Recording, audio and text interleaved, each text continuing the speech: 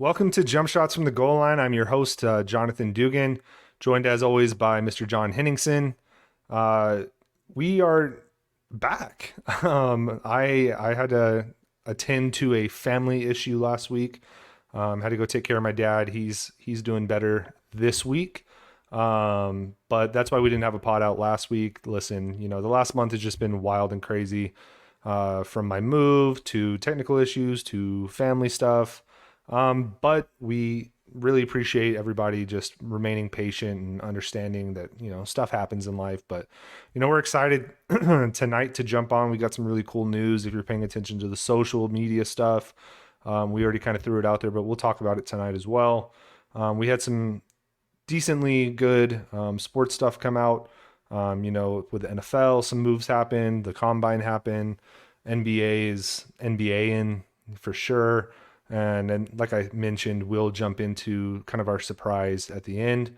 But John, man, how have you been? I know we talk every day basically, but how's everything been on your side of the I've been microphone? good, man. Cruising along, playing plenty of golf myself, and just waiting for that rain and snow in Arizona to go away so that we can get back to the sunshine, man. I'm like a desert guy, dude. I just need the sun. Um, and yeah, like Dugan said, I do appreciate you all being patient, but also I kind of like the idea of you all bothering him if there isn't a podcast going out. So it's okay for you to clamor for it as well.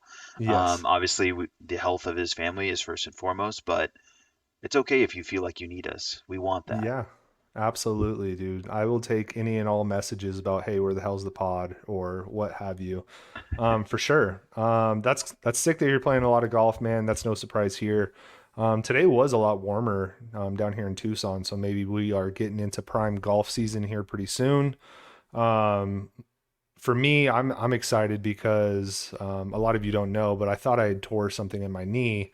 Turns out it's just some dislodged cartilage, which also isn't great, but it's not the end of the world. So I'll probably be out there swinging my clubs here pretty soon. I definitely am itching for it. I haven't golfed in a really long time, and I need to get out there and swing the irons around a little bit. So I'm with you there, dude. Like this weather that we've been experiencing that just doesn't allow you to do shit outside. I'm ready for it to go away and get to these incredible Arizona springs. So maybe we can get out there and swing the clubs together here pretty soon. Definitely, man. Once the sun's out, like it just for me, it just calls me. I'd rather be 100 than four. I mean, like I was playing and it was you can play in winter in Arizona, so no complaints. Like you can do it, but ball just doesn't jump the same. Body doesn't feel the same. Like you gotta have to like really warm up or stretch first. I'm just too, you know what I mean? Like I'm old. I just want it like let the microwave sun heat me up, so I don't have to do any sort of movement. I just want the sun to warm me up. Yeah, dude, I totally get it. And yeah, you're definitely an outdoorsy guy. Not that you're out here hiking all the time and stuff, but I know you, man. You love being out there on the course, walking around, taking in the sun. So yeah, man, it's about that time of the year. So I'm sure we'll both be getting out there here pretty soon. We're also coming up on a year of this podcast, which is absolutely insane to me. I think it'll be a year and about a month. So thank you for all our longtime listeners for sticking with us and watching us grow and bringing on guests and just, having this podcast evolve along the way. So again, we greatly appreciate you guys. Never think that we don't. So, and I'm excited to see what the next year brings us. So, jumping into just some of the news though, like we mentioned, it was kind of a big week for the NFL. We mentioned it all year long that the NFL really is truly a 24/7 365 league. It just never stops. It doesn't matter that the Super Bowl happened a month ago. The NFL reigns king in America, and it was no different this past weekend. We had the NFL Combine going on. Derek Carr signed with the Saints. Geno Smith got paid. We're big believers of him on this podcast. We were, giving him his flowers at the end of the season. And then obviously the Lamar Jackson saga has been just ripping along. And, not just the whole NFL, but specifically the Baltimore Ravens have been absolutely getting clobbered in the media. So a lot to talk about there. First and foremost, why don't we talk about that Derek Carr contract, Henny? He goes to the Saints, gets 100 million guaranteed, 4-year contract. I think it was for what, 150 million, 130 million, something along those lines. That Yep. unfortunately means the end of Jameis Winston in Yeah. NOLA, Huge which mistake. huge mistake. I think they kind of did our boy dirty last year. He got Freak injured Jameis. early, and then he he could never kind of regain that starting position. They decided to go with Andy Dalton instead. For what reason, I'll never know. But yeah, so now Jameis is going to be looking for a new team. It would be hilarious if he went back down to Tampa. That would be incredible. I could see that happening. I could see him going to Arizona, filling in for Kyler while he rehabs his injury. But in the meantime, Derek Carr is a saint. What were your thoughts on that move? It's like the most boring move. Like I can't get Yeah. excited about Derek Carr or the rest of the Saints roster. So Hmm. I guess I'm kind of like glad he went there because it's sort of uninteresting, and I am hoping that Jameis can break free and we can let this man loose again. Um, yeah, I don't know. Derek Carr just feels like 4 years of like exactly what Derek Carr's been with like at the Raiders. Like, so do we get one playoff run out of this? Maybe, sure, but I don't know. I guess you get an adult in the room, but like I'm just not a Derek Carr guy. I don't have anything bad to say about him. I think he's completely middling. Like Hmm. he's just middle of the road. Like I think exactly what everybody else thinks of him. Yeah, totally, dude. I mean, and you have a pretty unique opinion of him being a Chargers fan, so you got to see him twice a year for the past, Yeah, you know, never almost scared. almost decade. And exactly, dude. I don't think Derek Carr has ever instilled fear in anybody that has had to play the Raiders. And going to a Saints team that, if we're being honest, with Michael Thomas having his injury history, his contract is such that he might not even be on the team next year. I can't think of a single player outside of Chris Olave that would strike fear in the heart of any team. And now you throw in a quarterback that really, hasn't done a whole lot in his career. Looked okay with Devonte Adams, but there's nobody like that in New Orleans. And then you also throw in the equation that Alvin Kamara might go to prison. So, um, my only They do have thoughts with this, Taysom Hill though. they do Let's have not the forget Mormon about Rocket. that. Yep, Yeah, they sure do. got that old option quarterback in the old back pocket. Yeah, they sure do. My real only thoughts with this, dude, my initial thoughts with this was like, how the hell did the Saints keep doing this? Like, they keep kicking the can down the road, restructuring contracts. They're not really cutting The anybody. money's not real. Stop pretending like there's a salary cap. It's like this is But the it kind of fakest. is, dude. Like, think But about it's it. not. They had to take 1 year. Like you're basically like spent like all of last year talking about like, oh yeah, now the Saints they finally having to pay for it. Well, they paid for it for 1 year, but the reality was they just didn't have a good quarterback situation. Like that was the only penalty. Like they've already fixed that. Like there's Well, salary cap's not real. they did lose Teron Armstead. They did lose Marcus Williams. They're probably about to lose Marcus Davenport. So they are losing like these big, not, I don't want to say big time players, right? Like these aren't superstars. Like Teron Armstead was like a top five left tackle. Marcus Williams, when healthy, is incredible. That's coming from a Ravens fan. And Marcus Davenport has flashed quite a bit. Like he has a lot of talent. So it's crazy to me, dude, because you already kind of hit on this. Like the Saints don't have anybody on their team that's just like, holy shit, that guy he's a dog, right? Like maybe you can make the case for a few players like Alvin Kamara when he's not pistol whipping people in Vegas, is a guy, and Demario Now you Davis is a good now middle you made it linebacker. sound cool when you're like pistol whip. I'm like that sounds cool. I'm kind Anytime of you mention pistol back in whip on is Kamara cool. now. Yeah. Yeah, I mean for sure. I was But out when he was in trouble, but it's pistol whipping. I'm like, that sounds kind of cool. But they, and maybe like Marcus Lattimore. I mean, Lattimore is probably a top five corner in the league. I mean, you can make that argument. But like outside of that, dude, like they have such a vanilla team. You're completely right. And you're adding the most vanilla quarterback to the roster. And like for me, like if Derek Carr would have went to the Jets, for example, maybe you're a little bit more excited for that team because they were just a quarterback away from being like pretty damn good.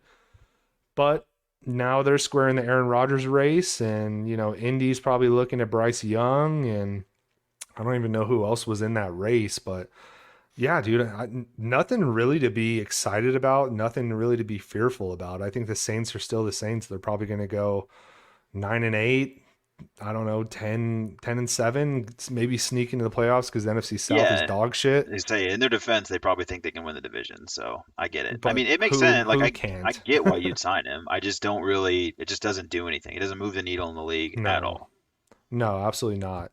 And it just kind of screws them another 4 years in terms of salary cap. And I get what you're saying. The salary cap's not real. This and that. Excuse me, this and that.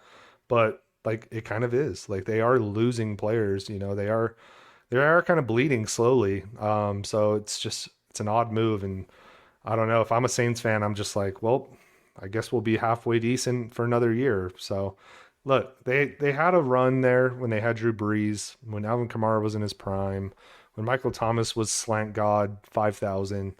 Like they were a dangerous team, but they just don't have anybody on the squad anymore that's game changing. So I don't know. It's a weird move. It's going to be weird seeing Derek Carr having that Saints, what is it, Florida Lee or whatever the hell it is.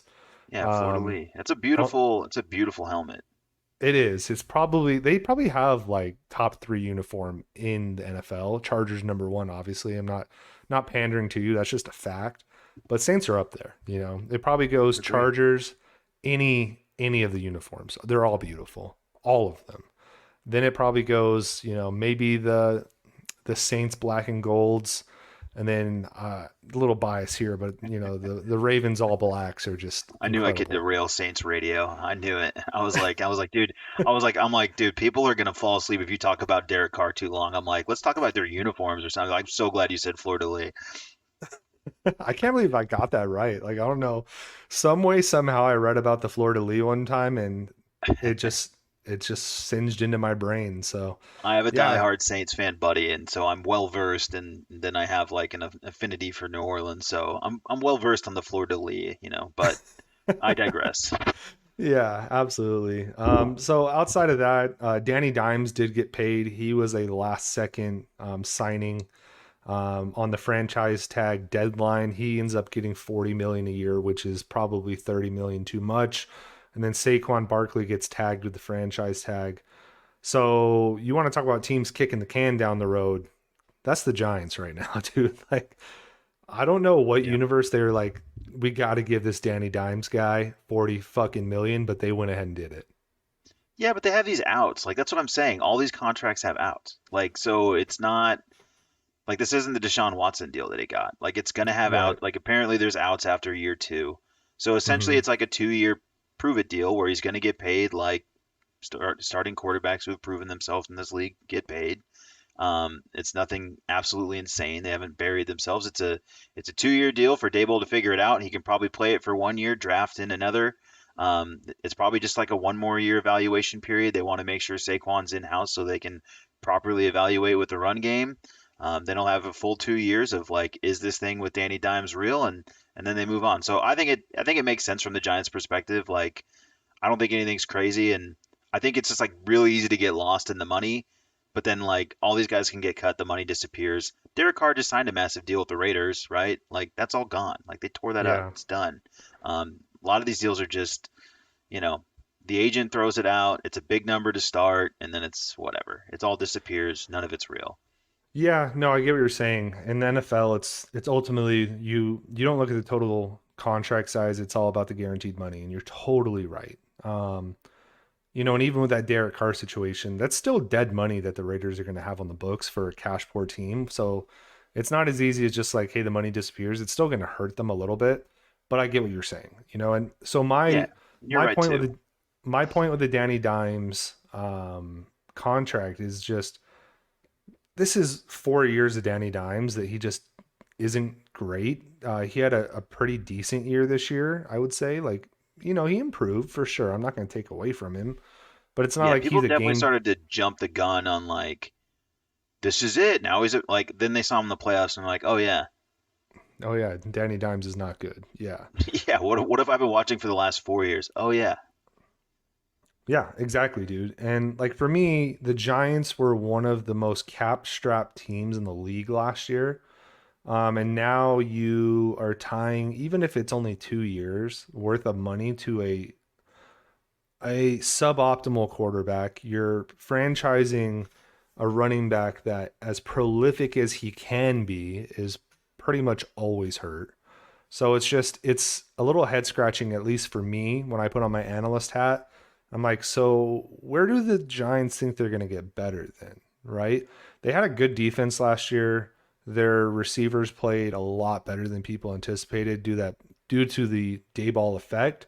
But as we've all seen, that can be expected when a new head coach is hired and he's a competent head coach. But that year two of that system, where teams have tons of film on it and expectations rise, we see those teams flounder. So it was interesting to me. And I guess really what you can look at is like, well, what else were the Giants supposed to do?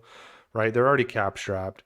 They're not going to be out there swinging for the fences. They're not going to get Aaron Rodgers. They're not going to get, they're not going to move into the top five and get a Bryce Young or whoever. So maybe this was their only option, and they just hope that, another year with Dayball, like that, Danny Dimes improves little by little and ends up being a halfway decent quarterback. So you can write it off that way, but on the surface, at least for me, just looking at how cap strapped they were and them overachieving quite a bit last year, it's a little head scratching for sure. Yeah, I think it's like what the kind of the corner you paint yourself in, like when you win though too. It's like, it's tough when you win. You do make the playoffs. The fan base is excited, and then it's hard to just say, all right, well, we're not going to bring back our entire backfield, Yeah. on the offensive side. Like that's a really tough look. And I do appreciate the Giants' willingness to continue to like double down and continue to throw capital at running backs. That's like that is funny. And like I know when you're putting on your analyst cap, that's a tough one to swallow. But it's hilarious that yeah, like not only did they draft him in the top five, but now they're gonna make him a top five. They're Yep. like, no, let's pay the guy too. But which when you franchise, at least you're not extending yourself for years, I suppose. But I'm kind of with you. I'm not again. I would say this falls into like not really moving the needle in the NFL either. Like this team will No. probably be, I would imagine, on par with what it was like last year. But if they regressed and they missed the playoffs, like I wouldn't be shocked either. Like I could very easily see it going that way. Although I did see like an entire NFC quarterback roster today, and good luck ranking those like 1 through 16. Like if you told me 16 was 1 and 1 was 16, like if Jalen Hurts is really like the dude now, you know what I mean? Or like maybe you're still saying it's Aaron Rodgers. Like Aaron Rodgers is 38 and Jalen Hurts, like I mean, he was awesome in the Super Bowl. So don't get me wrong, he was great. But like Yeah. he did that for one season essentially, right? That's really Yeah. he's had one elite season. So like it's slim pickings in the NFC. So I think like that's probably part of the game too. Like you feel like if you have a quarterback, you can put together a defense and a run game. Like maybe you can make a run at this thing. Yeah, dude, you're completely right. Because you look at the Niners, they have their own quarterback issues. Is Brock Purdy coming back and being the starter, or are they going to re-sign Jimmy G? Is Trey Lance going to be healthy? Dude, the Kyler name, Murray's yeah, hurt. they're floating You some know, weird names around San Francisco too. Like, yeah, do they want to look at Andy Dalton? Do they want to look at, like yeah, there's some weird that's a weird quarterback room. No yeah. matter how it shakes out, guaranteed it'll be a weird room. Dak Prescott in Dallas is always very mercurial. Like, who knows what you're going to get on any given day. Tom Brady's gone. Aaron Rodgers is probably going to the AFC. Just kind of all over the place. Maybe Matt Stafford comes back healthy and he can be what he was, but I doubt it because he's another year older. Gino, not to transition this way, but he might be one of the better quarterbacks in NFC, and he just got paid. So I know that we were really impressed with Gino. Give him his flowers. He played incredible. He led the league in a lot of stats. I think passing completion percentage was one of them. He threw for over 4,000 yards. The guy deserved his contract. He is 32 years old, but you're completely right, dude. When you're looking at the NFC as a whole, like, dude, all the quarterbacks are in the other conference. Yeah, and I mean, good for Gino. I'm glad he got his money. I mean, I will say, you let off with like, "Hey, we're big." I'm a Gino supporter. I'm happy for Gino. I'm still Correct. not sure that I'm a full Gino believer. Like, it Yeah. feels a lot like, you know, like Danny Dimes. Like, all right, so we saw it for like 1 year where this was like pretty good, but like, I still just need to see more. I hate saying that to a guy who's 32, but like, this happens, right? Guys have a good year, been around, he sees some things, but like maybe there's not a lot of great film on Geno at this point, or at least the new Geno. So he's gonna have to go around the league again too. So I don't know, it's interesting, but I do think like the Seahawks are in a good position for that. And then what, they have the fifth pick, so maybe still a swing at a quarterback if they want to. Yeah, a lot of talk about Anthony Richardson going there, which I think if you're going to paint a better scenario for a guy like that, that's definitely a good place to start. If Gino has somewhat of the same year as last year, and you can go get Anthony Richardson at 5, he gets to sit a year and develop under Pete Carroll. Like, hey man, that's a phenomenal situation for him. And again, not to transition perfectly, but speaking of Anthony Richardson, that's kind of your guy, and he showed out quite a bit this weekend, didn't he?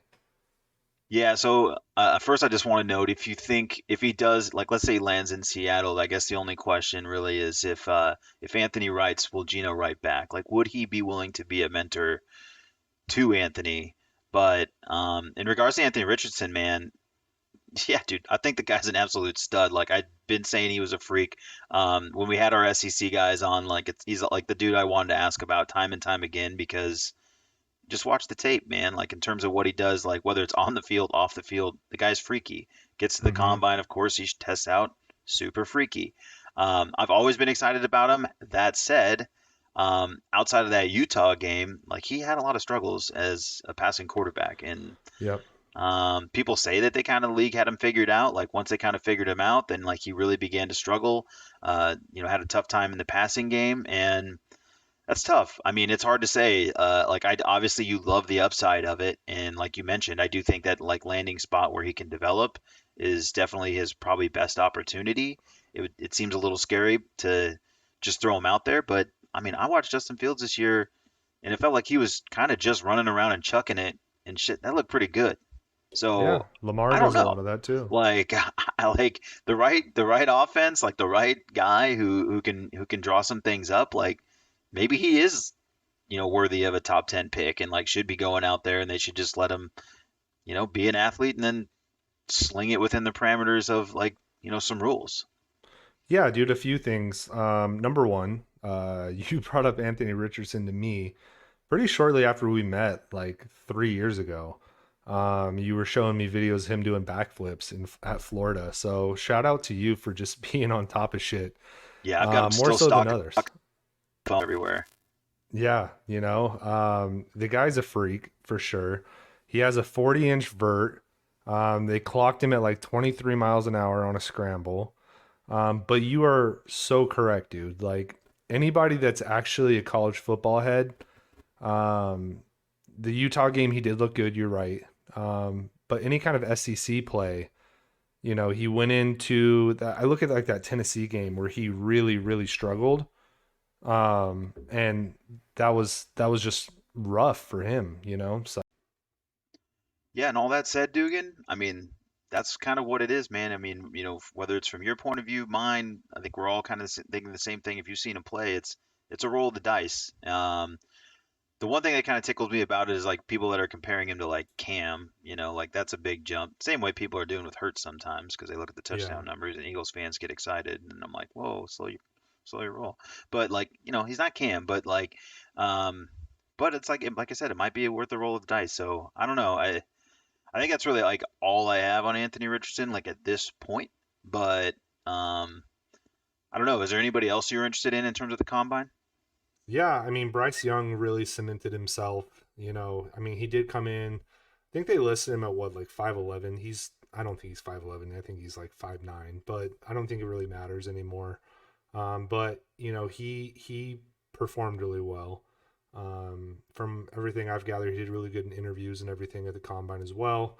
And then you had guys that kind of made a name for themselves. Bijan, big Tucson guy. Bijan absolutely balled out.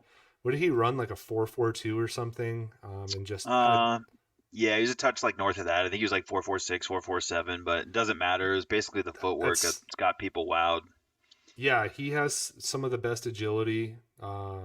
Watch the tape. Drill, He's yeah, fast. like it's incredible. And then Jackson Smith and Jigba, I think that's how you say his name, from Ohio State. He also dominated from an agility standpoint. which was huge for him because he was, pretty much hurt all last year. So there was a lot of talk of him just being a slot guy and that's it. And there's not a whole lot of big play potential there. But his agility numbers were off the charts insane. So that looked really good for him. There was some talk about Jordan Addison to the Steelers. He even brought it up, saying that that'd be a really cool thing. I have a lot of Steeler friends that are freaking out about that and saying, please God, no, just draft an offensive lineman, um, which is hilarious. And Well, they're then good at getting like second round wide receivers too. Like they do a pretty good job of like finding them late. So I kind of get it. yeah, and then the thing that popped out to me, and it's strictly because we've mentioned him on this podcast before. We talked to Josh Neighbors about him a lot. But Deuce Vaughn coming in at 5'5". A lot of times they fudge those numbers to make guys look good. So that should tell you he might be even shorter than 5'5". But damn, is he a good ball player? Yeah, man. I honestly talking about this, like, I mean, I know we're just kind of like touching it light today, but I do love the draft, and like if you listened to us last year, I mean, this is kind of what got a lot of this started, right? Your boy at Dugan Football is like definitely all about that draft life. Apparently, like locks himself in a closet or something and watches film on all of these guys. Like I'm just a college football, pseudo junkie and kind of pulls from this, pulls from that, then watches stuff.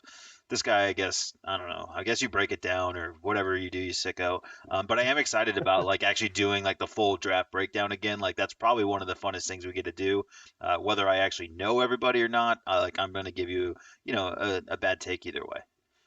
Yeah, and a lot of that stuff will be coming next month. We'll be doing some mock drafts. We'll do some breakdowns of like team needs, stuff like that, and then free agency will be coming up here shortly as well. I believe free agency is what, like in 2 weeks or something. Yeah, So it's got to be a soon. lot Yeah.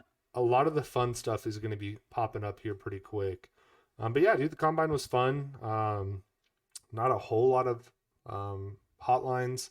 I know Andrew Voorhees from USC tore his Achilles and then proceeded to put up 38 bench press reps, which that's Yeah, that was cool. insane. Yeah, so I I mean, thought it was a lot sad, more. but then cool. Yeah, I thought it was a lot more lively this year. You had a lot of guys like doing backflips in the end zone and doing shit like that, which that's always fun. But a lot of it was kind of shrouded too, though, by the Lamar Jackson stuff. Like even you can't even just have a weekend having fun watching prospects, because unfortunately the combine is one of the few times during the year that all the teams get together and all the GMs are there. So a lot of people are anticipating talks of trades and stuff like that around Lamar Jackson. Colluding, Nothing. stuff like that. What'd you say? Colluding? Colluding, Yeah. yeah, stuff like that.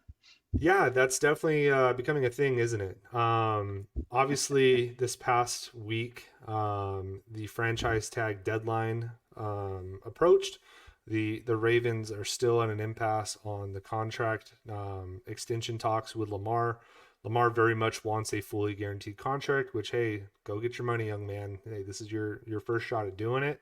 But nothing came to an agreement, and they ended up using the non-exclusive franchise tag. So what that means for our listeners that may not be privy to it, and maybe you're just not paying attention to the news because they've been talking about it a lot. What that means is now the Baltimore Ravens still retain the rights to Lamar Jackson, but he is free and clear to go out and negotiate a contract with any other team. The Ravens at that point, if he does get a contract offer from another team, they have the right to match that contract and keep him, or they get 2 first-round picks. It's very similar to like how restricted free agency is in the NBA. So what does that tell you? Okay, what that tells you is Lamar Jackson now has the parity to go out and negotiate his own contract with whoever he wants, the highest bidder. What that also means for the Ravens is now they get a free mediator in the contract talks. They say, you know what? You don't like any of the contract offers that we're giving you, go find a contract. And if we like it, we'll match it. And if we don't like it, well, guess what? Then we get 2 first-round picks. I like it and I don't like it. Number one, I do like the fact that now Lamar can go get paid either by another team or then the Ravens take on that contract and he stays a Raven and I'm the happiest man in the room.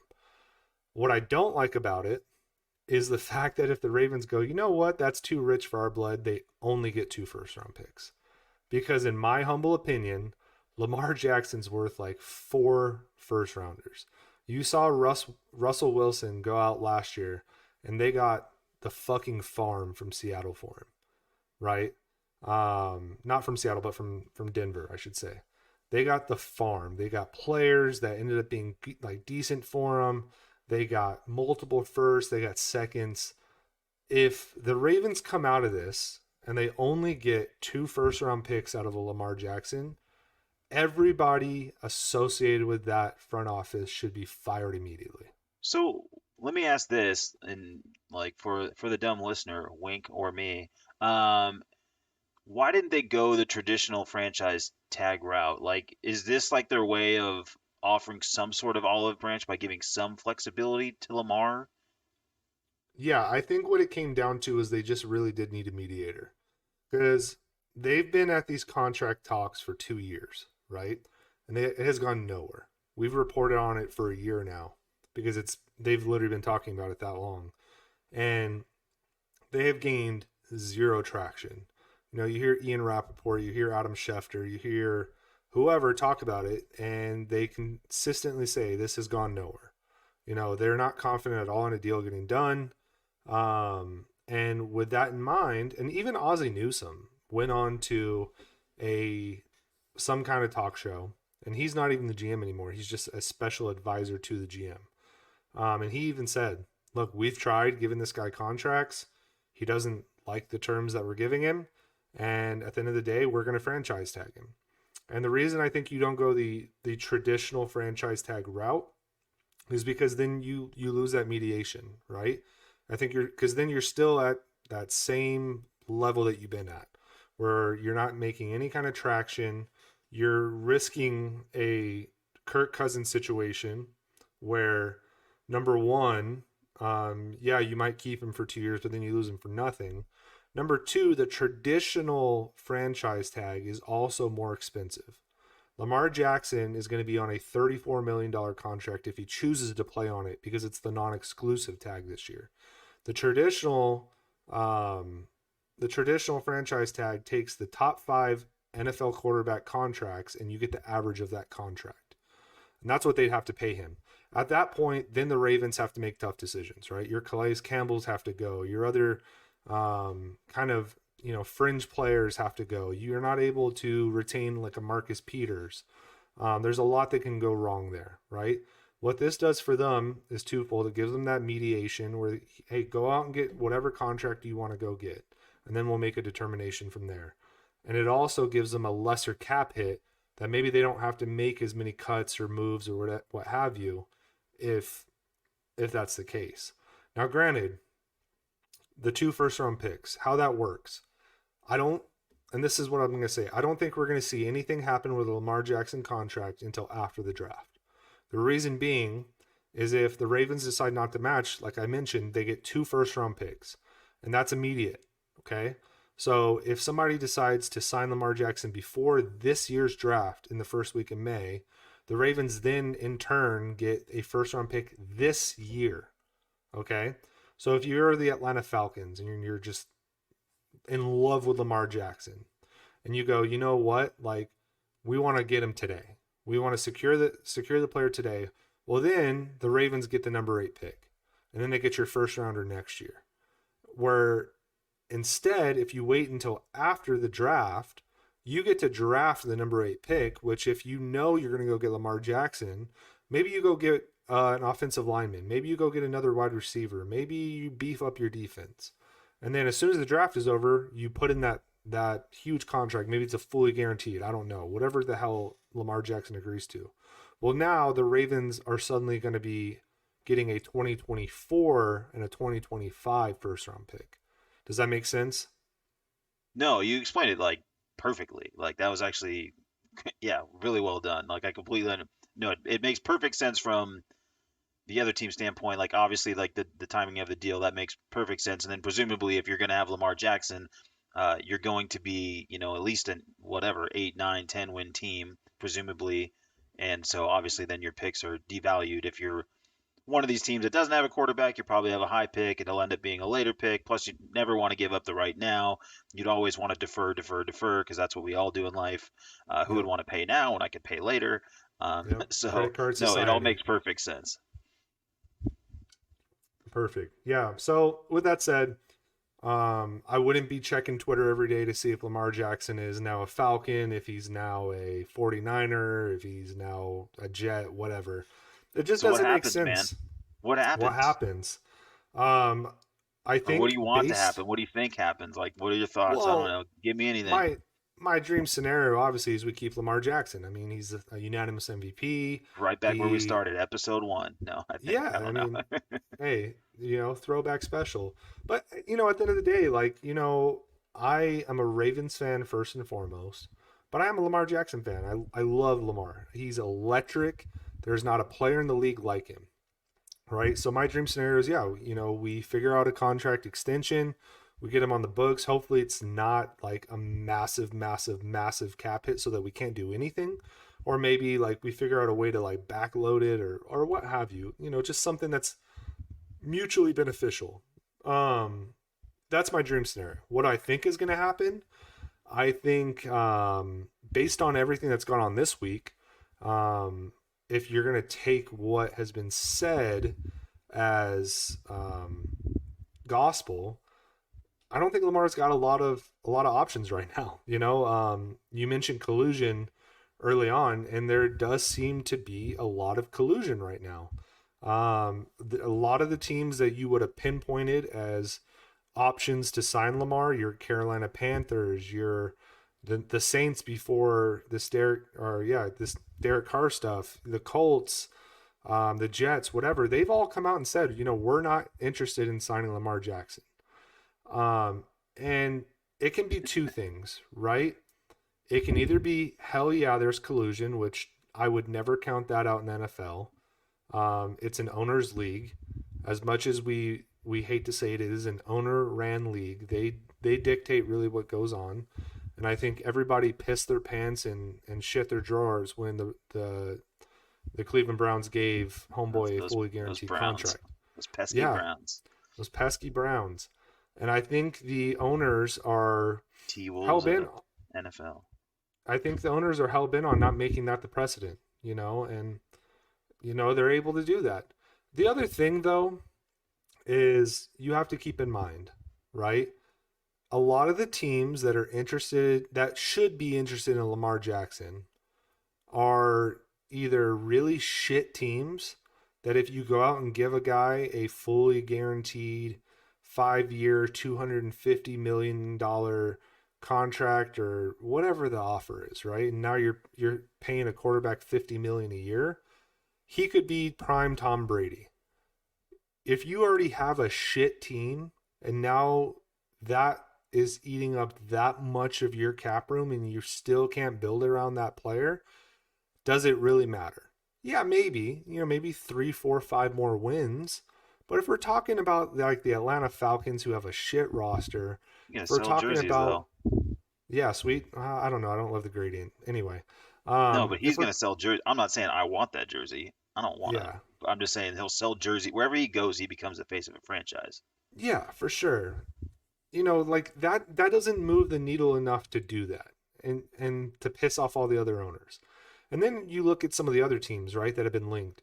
The the Las Vegas Raiders, they need a quarterback. Well, that's well known to be one of the least cash rich teams in the league. They're cash poor. Like they are broke as shit. They're not going to go Dude, out and do dude cuts that. his own hair. Yeah, well, he did get a haircut. I don't know if you saw that. So, I don't. Yeah, it seems like I don't know. People are saying it's doctored. It's fit. I don't know what's going on with his hair, but I hope he keeps it. yeah, I hope so.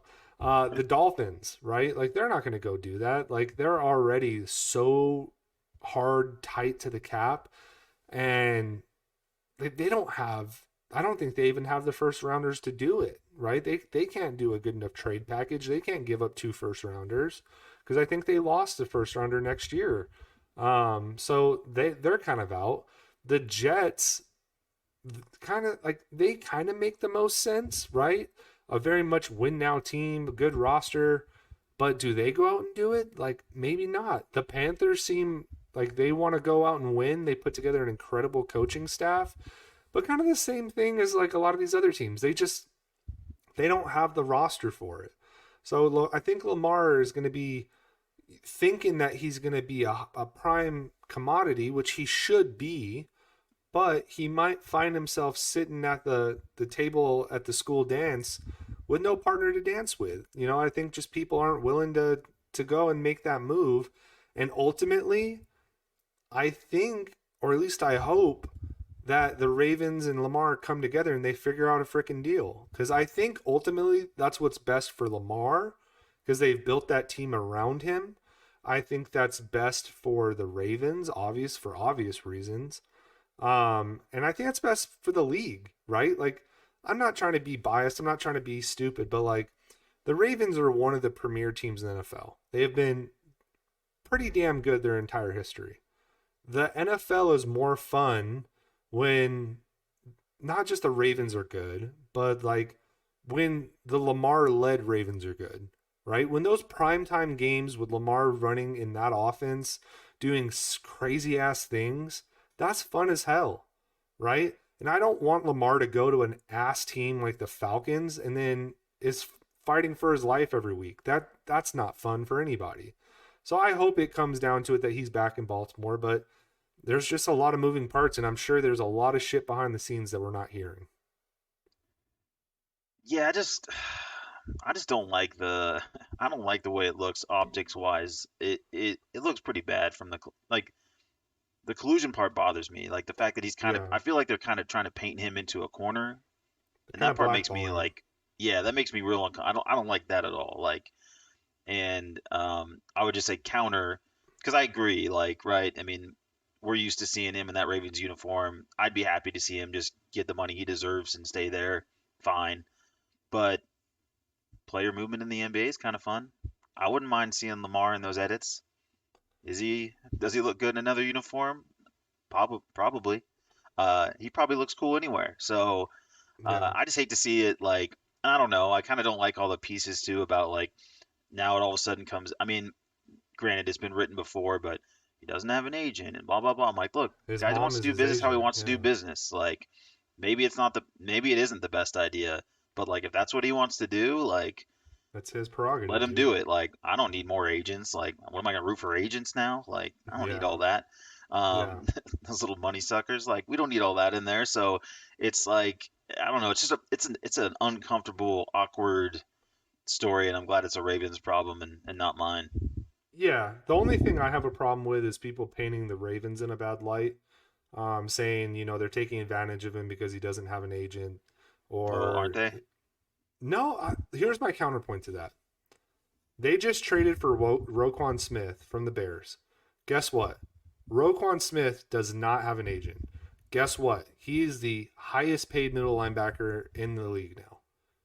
Now, if the Ravens were in the business of taking advantage of players that don't have an agent, why did they pay Roquan Smith?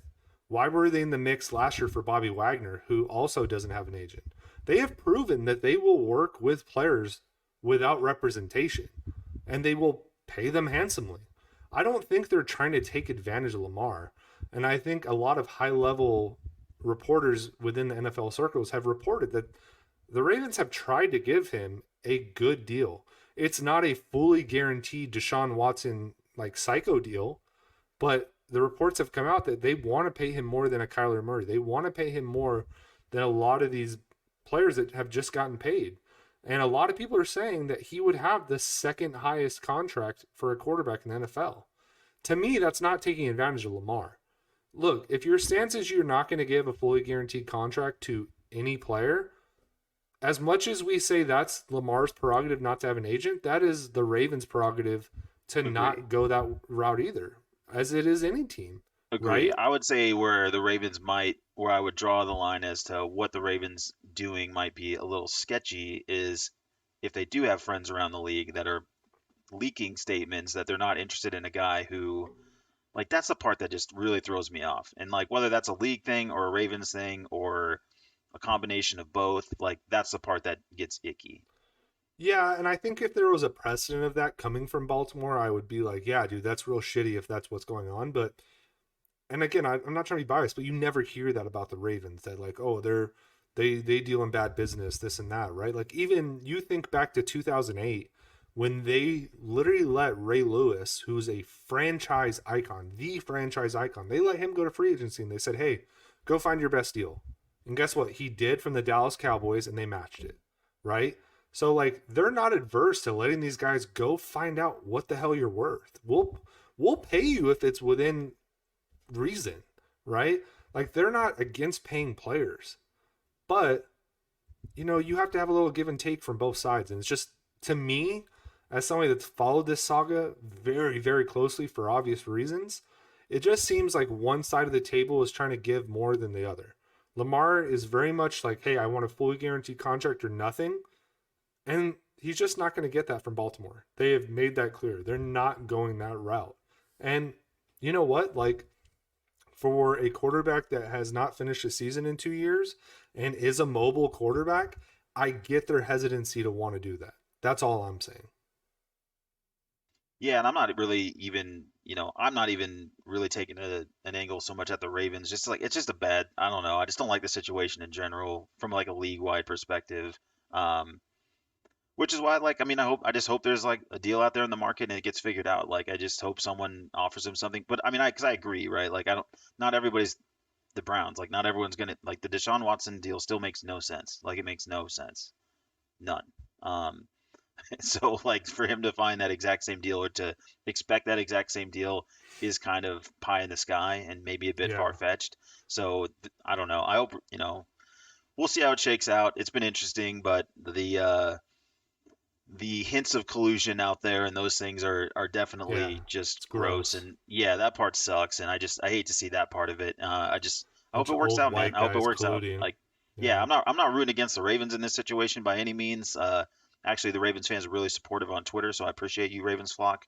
Or what do you guys say? The flock, Yeah. something? Yeah, Yep. right. The Okay. flock. Yep. Yeah. So I mean, I appreciate you out there and like not rooting against you, but I just hope it works out for Lamar because he's been like a gem in this league, man. Like that's as fun as it gets on Sundays. So I just want to see him in Yeah. a uniform playing, happy, and like get the drama behind him wherever he may land. Yeah, dude. Because the last thing I will say is you could tell it really affected him last year. When you watch, if you watched Lamar Jackson play 2019 when he had the MVP, he was joyful. He was having fun out there. And if you watch him this past year, you could tell that this whole contract situation really weighed on him. Didn't look like he was having as much fun. Didn't look like he was excited on Sundays. So I hope for his sake this gets done and he's paid handsomely because he deserves it, and he can just go back to having fun on the football field on Sundays. So Amen, brother. cool, man. Well, let's move on to some NBA talk. Really, all that we have to talk about, right, is things are kind of moving in terms of the standings. The frickin' Sacramento Kings are number 2 in the West, which is just blowing my mind. And teams like the Grizzlies are falling. And you know why the Grizzlies are falling, John? Because of the club. Because of the club. Because Ja Morant likes to bring fully loaded handguns into a club in um, Denver, Colorado. He likes to bring them on team planes and intimidate people over social media and beat up kids after pickup games. So Allegedly. he's out for a few games. Yeah, allegedly, which we Allegedly. use, we use that term loosely, but it But they seems are pretty piling up. pl- The incidents are piling up. Not It's looking been all good. year. It's been all year. I mean, either having your crew shine a laser pointer at the Indiana Pacers team bus, or sitting on the sidelines of games intimidating players, or maybe it's the other two things I mentioned before. Not a whole lot of great things this year for Mr. Ja Morant. And because of that, the Grizzlies are finding themselves in a very tough place and falling in the win column. Dude, and another just bummer story because that guy's just fun. Like when everything is right with Ja, like that's a ticket you want to buy. That's a guy you want to go pay to see. And like I don't have like a bunch of Ja's got to like I'm hoping he figures this stuff out. Like obviously he's suspended indefinitely right now, and he comes back and it's all better for it and it's all like water under the bridge. But as for this season, it seems like it's just gonna be a mess. Yeah. Right now, I'm not going to sugarcoat it. He looks like a pretty trash person. Um, I'm just going to keep it very, very real. Like, if you are beating up a kid, I don't care if he's 17 years old, like, still not cool. Flashing your gun at him in the park. Um, then, you have a stern talking to from, the Kiwi himself, Steven Adams, about, doing the right things on road trips. And then that night, you go to a club and put a gun on Instagram, or having a fucking posse do stupid shit after a game to the opposing team. Um, I don't care how fun you are. You're a pretty trash person. I know all this stuff is allegedly, like you mentioned, but I hope he gets his shit together because I agree with you. Like, there's not much of a more fun player than Ja Morant when there's no other distractions, but god damn, does he have a lot of bad stuff going on right now. Yeah, figure it out, Ja. That's all I got, man. Like, go figure that out. And for now, I just consider Memphis dead, like just dead in the water. Like they've been, Yep. they were already struggling before, and kind of like blaming it, as you mentioned, Steven Adams. Like it was kind of that has been the answer, that like Steven Adams was somehow like the glue to this whole team, which like I think there's partial truth to that, but in reality, like that's just a rotation big. I mean, he's a good big, but like I love Steven come Adams on. though. Yeah, and I He's do too. Like, and hilarious. yeah, like I mean, come on. This guy like spends his time in New Zealand herding sheep in the off season, whatever. Probably throws them, Yeah. does all kinds of guys well known for how strong he is, how cool. Like, he's kind of that dude. But yeah, I don't know. This one's just frustrating to me. So I think I just get stuck with my words because I'm just like, why? Why is this? Why? Yeah. It does suck, dude. Because like last year, if you would ask me about John Moran, I'd be like, dude, that guy's awesome. He's an electric factory. He's so much fun to play or so much fun to watch. And this year, like all I can say about him is like, dude, fuck that guy. Like, what a shitty person, And like maybe he's not. Maybe like in actuality, he's actually a pretty cool dude.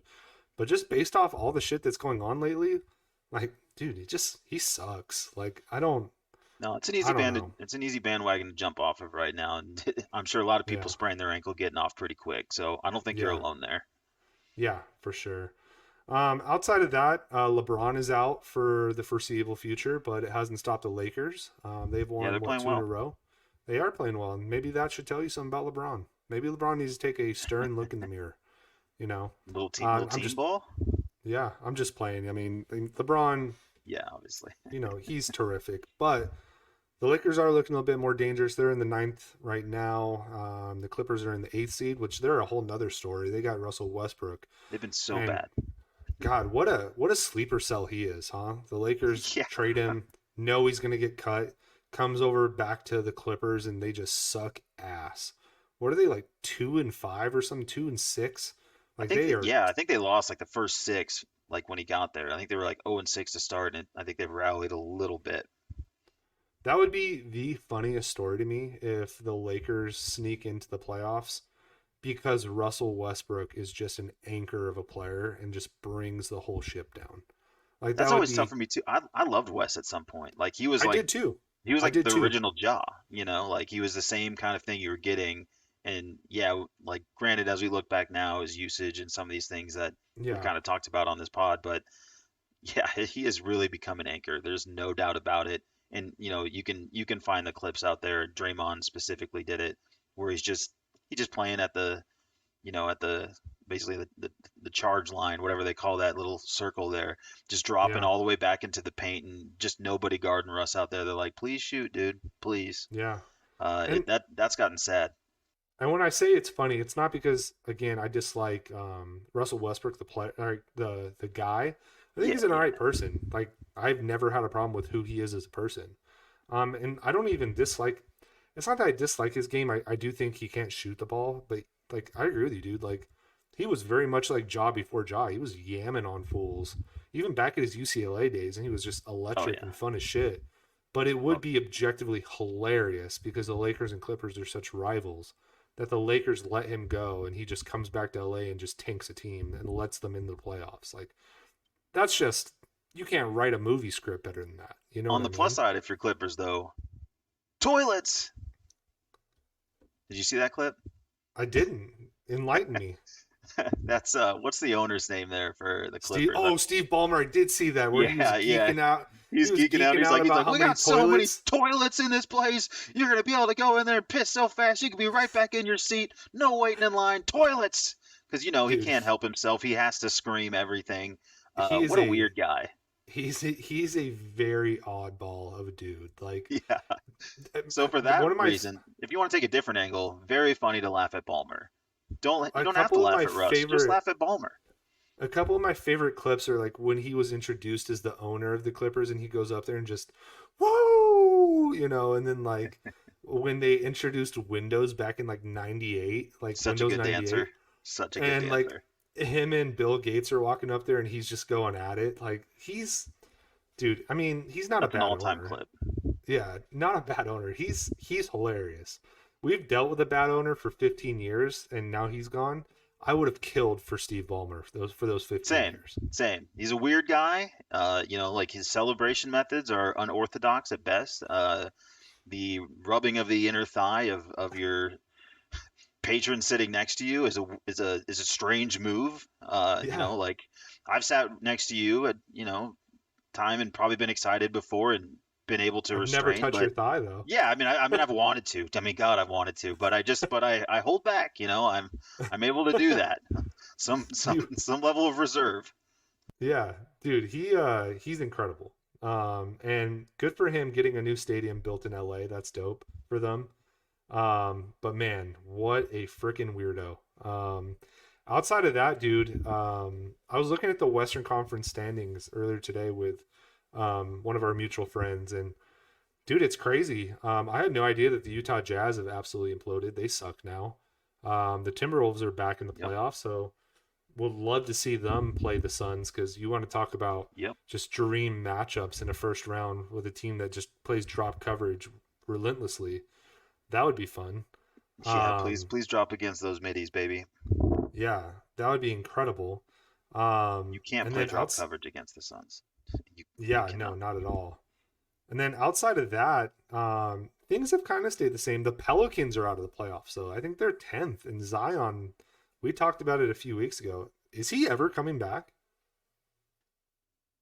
No, no. I mean, I don't know, but like it just feels like no, you can't reliably count on Zion at this point. There's no way in your mind you can actually believe that he's going to be healthy for any given amount of Stretch of time. time? And yeah, Yeah. and I have to blame that on Coach K. That's pretty much my only explanation. Yeah, it has to fall on Coach K because he's ruined so many careers for sure. Yep. I Absolutely. mean, I look agree what he with did at you. Grant Hill. Yep, absolutely. And then the Mavs just cannot win with Kyrie Irving and Luka Doncic on the same team, apparently.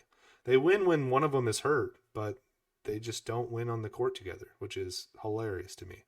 Yeah, I love that. And obviously that game back on Sunday was that's probably I mean, that was the best NBA game I've watched. I mean, obviously I am super biased in that one. Nothing better than the Suns beating the Mavs and Luca crying. Do you have like a little we have to talk about that a little bit. Yeah, I'm glad you brought that up because twofold, right? Number one, it was an incredible game. All the stars showed up. Katie and Booker both had 30 plus points. Both Kyrie and Luca both had, I think, 30 plus points, or I think Luca finished with 30. So it was incredibly impressive to watch those guys just go down the court and score. But then the best part of the game was the final 5 seconds. Luca, who cannot get by anybody by means of speed, he bulldozes into everybody. Definitely launches his body into was it Wainwright? I think that's who it was. It wasn't a I think it Kogi. was Ish. Yeah. Yeah, and if you're knocking Ish on his ass, like He's a you're football doing player. something. Yeah, he's built like a Mack truck. He literally played Um, football, like D1. Like he's no joke. yeah, he's a big boy. So if you're knocking him down, you're definitely throwing shoulders. Then he misses just an absolute gimme, and Booker does not yell at him. He yells at the ref saying that's an offensive foul. And Luca doesn't like that. Luca doesn't appreciate Booker one bit, and he hasn't for about 2 years now. And Luca decides he wants to go in for a smooch. And Booker's just laughing the entire time, and fisticuffs are drawn, and we think that a big implosion's about to happen, and then it just all disappears because the Suns got the dub, and there's nothing Luca can do about that. Yeah, I love that so much. I just can't tell you how much I love that. especially after it was full Luka ball. Like, because for part of that, especially in the third quarter, like that third quarter got completely out of hand. Like the refs were just in Luka's pocket. He's just running into everybody. He's literally just falling over, getting free throws. I mean, the guy shot, I don't remember, it was like 20 free throws. It's absolutely ridiculous. I Um, hate watching him. like I honestly, I know it was very exciting when he first came into the league, but if you truly watch Dallas like night in and night out, like please write me and explain to me what's so enjoyable about this. It is so painful. I mean, it is like James Harden on steroids. It's Giannis meets James Harden now, where he's taken the Giannis playbook of running people over, which at least Giannis, and physically, is doing things that just people don't do. Like, so there is like an argument to be made about him going to the line because he is kind of an impossible guard because who else has an 8 foot wingspan, moves like a cat and can also literally run you over? Well, Luka's not And he's not a that guy. crybaby. Yeah, like, and then Luka making oh God, he is so painful to watch. So the Luka hate continues here. Um, we love you, Devin Booker. Way to go, buddy. And Devin KD to hit the Booker, game winner. I mean, that was just chef's mwah, kiss. yeah. Yeah, oh, right on cue. Devin Booker's the best anti-hero in the NBA. You know what I Yeah, and I mean? don't know Like, why he gets hate though. I don't understand this other than like I don't know. I like it's is it that he's pretty? Like what don't people love about Devin Booker? I don't really get but it. see, Which that's the shout out on thing. his 44 points again tonight as he continues to light up the world on the KD slip. Yeah, the fans of the NBA, if you're not in Phoenix, hate Devin Booker, and I think it's probably because he jaws the entire game.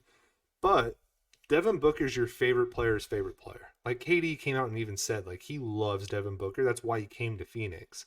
And it's because Devin Booker is smooth as shit, right? Like he's incredible on the court. Like he's so intelligent basketball wise. His game is so silky smooth. Um, and it's true. Like I mean, even Jimmy Butler back in like 2016 went on a podcast and talked about like Devin Booker talks more shit than anybody in the NBA. Like from the first whistle to the end whistle, he's talking shit. And that was back when the Suns were getting blown out by 20 every game. And nothing's changed. Like now that he's blowing out teams by 30, he's still talking shit the entire game. So that comment that Luka made, which is this is like the second time he's made it. Oh, it's easy to talk shit, at the last 5 seconds of the game. Like I guarantee Booker was talking that shit the entire game, 100%.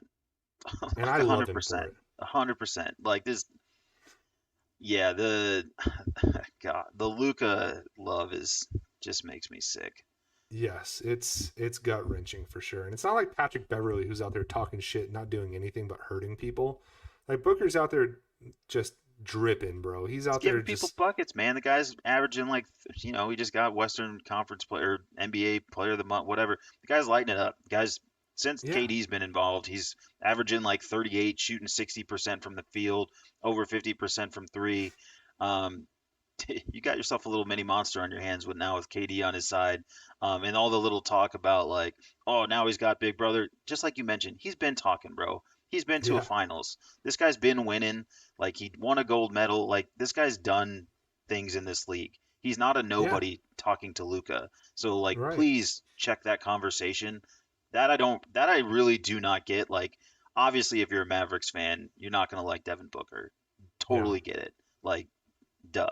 But like yeah, outside of that, I just don't get it, man. Like guys are going to compete and this was awesome, right? This is what people want. People want to see like some beef in the NBA. It's good to have a little flavor, mm-hmm. So I'm here for it and like as much as like I hate Luca, like he's for me, he's that perfect villain, right? And like the counter argument, like he's that great villain for me. I just wish he played a more fun brand of basketball so it wasn't so damn painful to watch.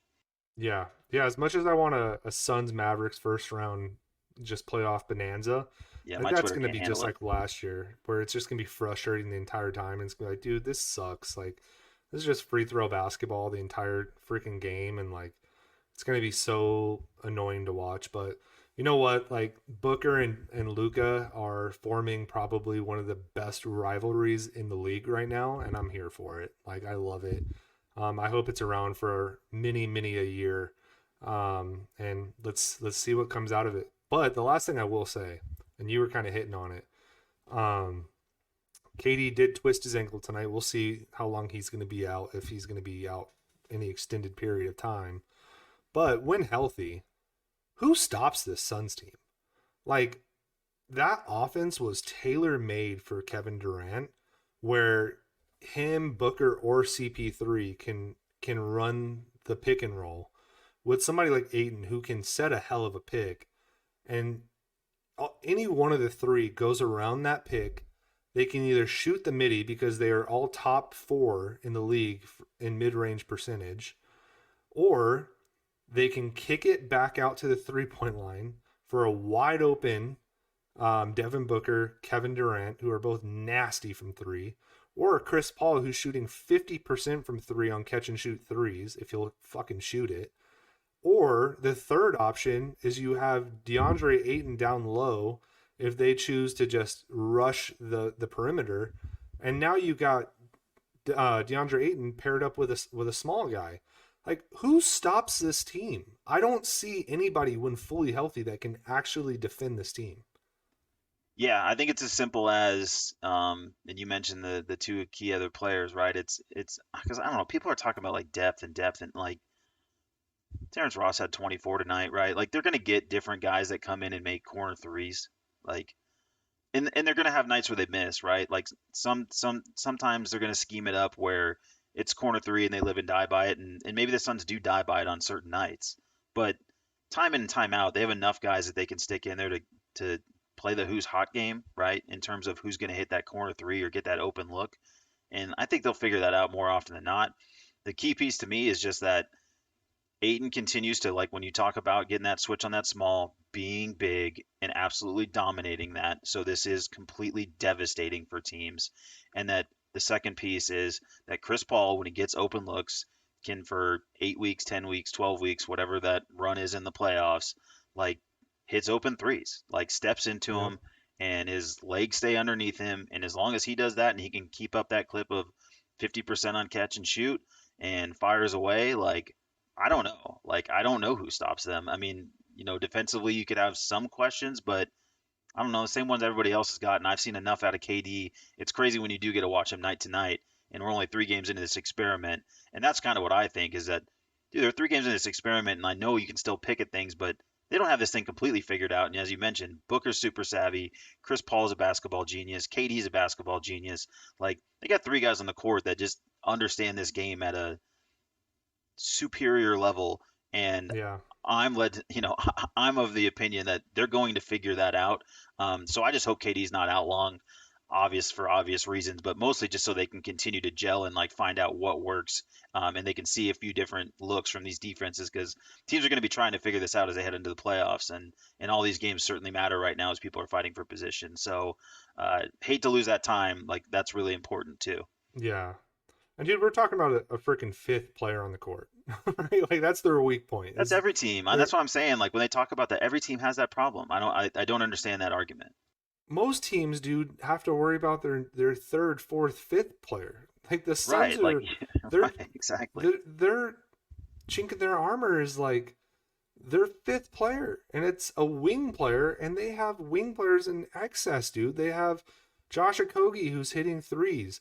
They have Ish Wainwright, who's hitting threes. They have Terrence Ross, who's hitting threes. They have Landry Shamet, who's going to come off the injury list here soon, who's one of the best 3-point shooters in the league.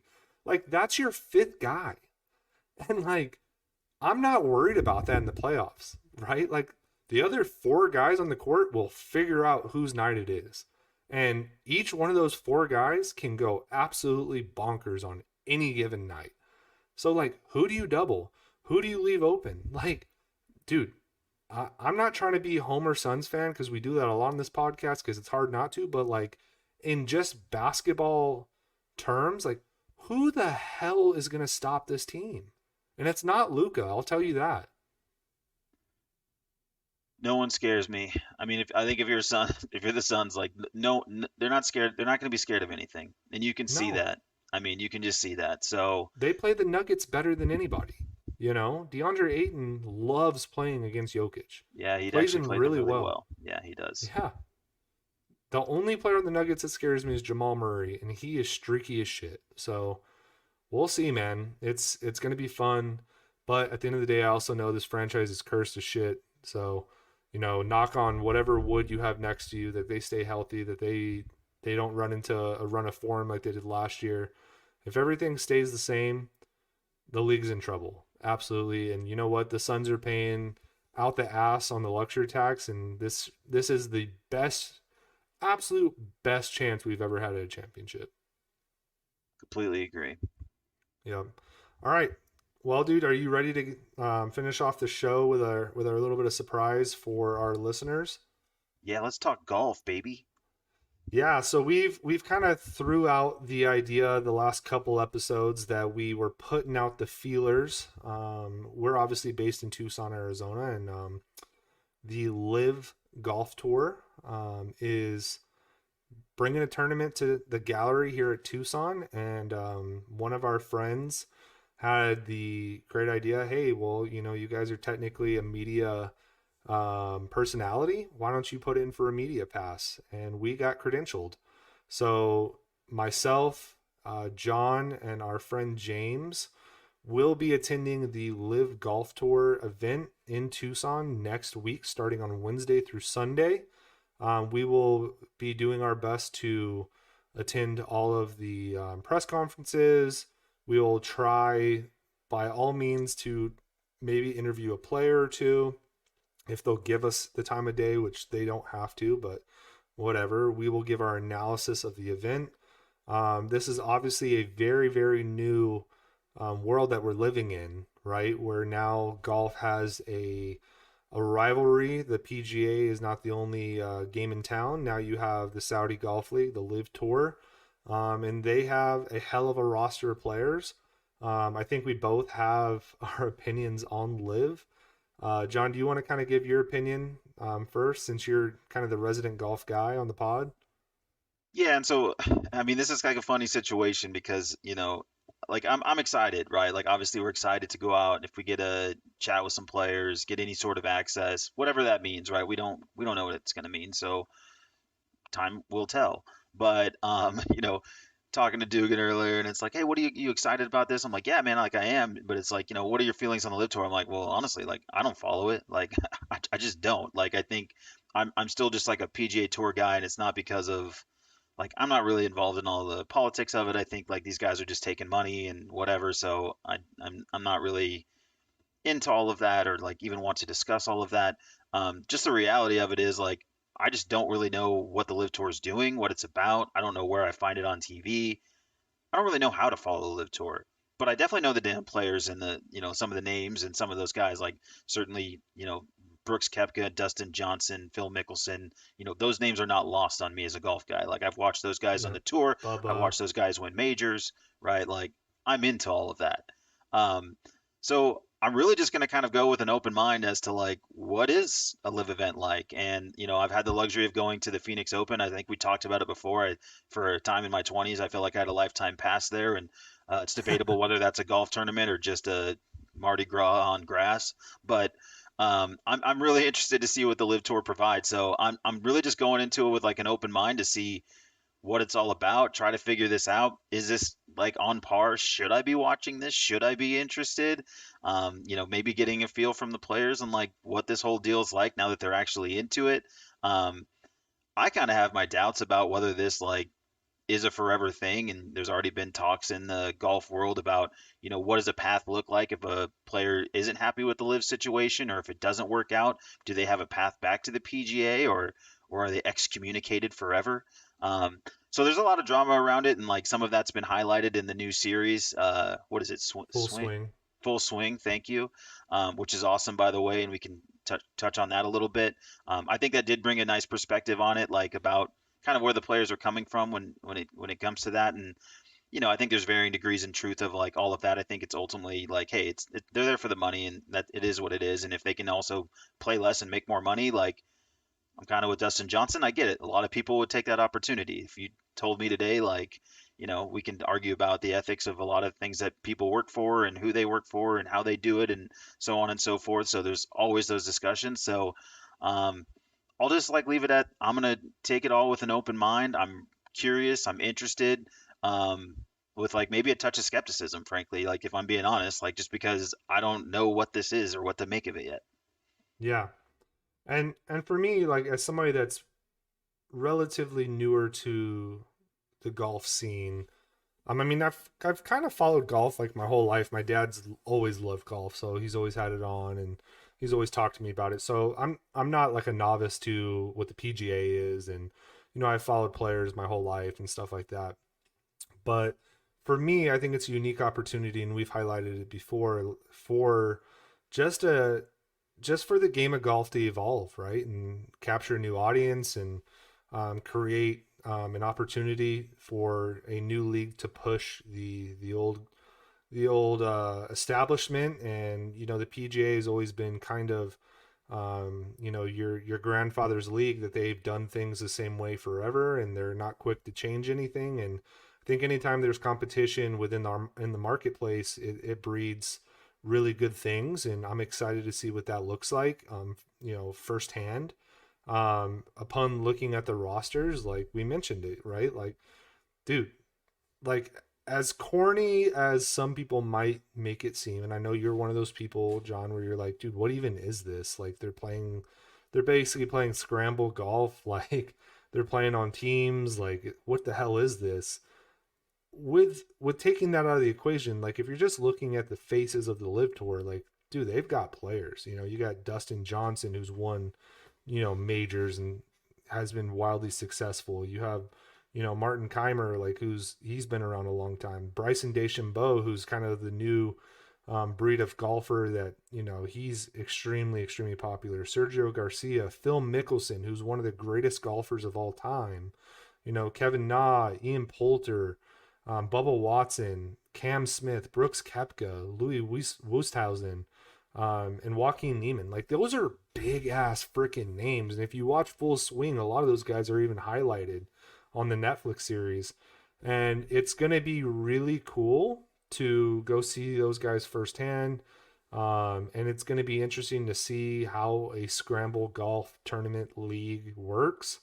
And I'm with you, man. Like, I don't know how sustainable it is. Is this the future of golf? Probably not. Like, I think a lot of the great things about golf is it's almost a battle within oneself to overcome those days where your game just isn't working and you get through that. And we've seen some awesome stories in the PGA where guys work through things and create great stories. You think of your Tiger Woods, you think of just some of these majors that have been won, on the last day or whatever. So that gets a little bit lost in the Live Tour because it is a team event. But like I said, man, I'm for anything that's going to breed um, progressive change within a sport. And so I'm excited. I'm really excited that we get to bring our listeners a fresh take, a firsthand look at a brand new league. And we are very open to any and all questions that you would like us to pose to these players, to these representatives of the Live Tour.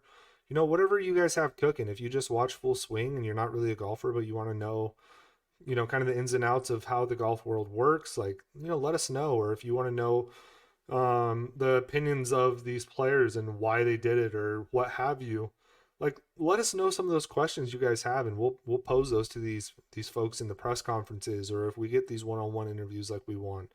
We want to bring the content that you guys want out of this. And I know that golf is one of those sports that's really catching on due to the Full Swing documentary, due to the Live Tour, due to whatever. It's just one of those sports, especially post COVID, that has really caught on. And it's not just your dad and his drinking buddy sport anymore. It's a sport for everybody. So I'm excited that we get to bring that to the pod. Outside of that, like, hopefully it's a good event. And we can go out and have some fun. And honestly, we're just excited to ask a bunch of really well established golfers some questions like, hey, how did desert golf affect your game today? How is it being on a team as opposed to just going out there and doing the damn thing yourself? So I'm excited. I know you're a lot more excited about the event than you were yesterday, John. Do you have any more thoughts on this? Well, I'll just say a couple things. Like, I mean, one, The Netflix series is really good, so check it out. I think even if you're not a golf fan, it's interesting. Like those are good stories. They're telling a really cool version of like some of these players' stories. So like you get a really good in-depth look. So if you like the F1 series, right? If that's something that you didn't think you'd be into, pretty similar with this. It's going to give you a similar feel. And um, you kind of mentioned like how the marketplace is breeding competition. The PGA Tour has been freaking awesome so far this year, and Yeah, honestly, a lot of credit goes to the LIV Tour for that. Because of the LIV Tour, it's put pressure on the PGA Tour to have the best players at premier events, and these leaderboards have been sick. Like this has been really, really good golf from the PGA Tour early on. The players that you're seeing winning, the players that you're seeing in that top five, that top 10, are the best names in golf. It's exactly who you'd expect to see. It's not, as it were, Dustin Johnson beating up on, 10 other guys whose names you're like vaguely familiar with.